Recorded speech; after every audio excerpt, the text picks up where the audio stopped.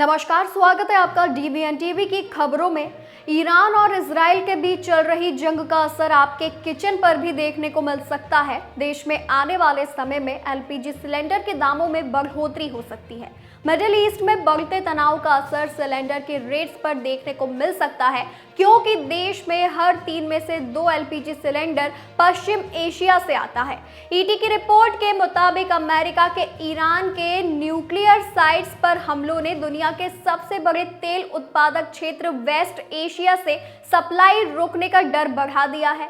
पिछले 10 साल में भारत में एलपीजी का यूज 2 गुना से ज्यादा हो गया है। अब 33 करोड़ घरों में एलपीजी पहुंच रहा है। ये सरकार की स्कीम्स की वजह से हुआ है, जिसने एलपीजी को प्रमोट किया, लेकिन इससे भारत की इंपोर्ट डिपेंडेंसी भी बढ़ी है। करीब 66% एलपीजी विदेश से आता है और इसका 95% वेस्ट एशिया के देश सऊदी अरब, यूएई और कतर से आता है।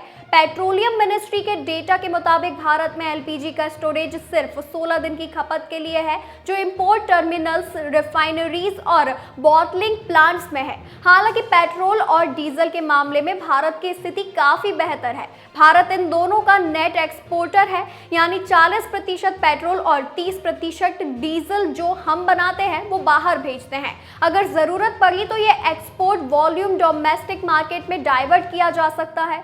क्रूड ऑयल के लिए रिफाइनरीज, पाइपलाइंस, शिप्स और नेशनल स्ट्रेटेजिक पेट्रोलियम रिजर्व में 25 दिन का स्टॉक है। इजराइल ईरान टेंशन के बीच रिफाइनर्स ने पैनिक बाइंग नहीं की, क्योंकि उन्हें लगता है कि सप्लाई रुकने का रिस्क कम है।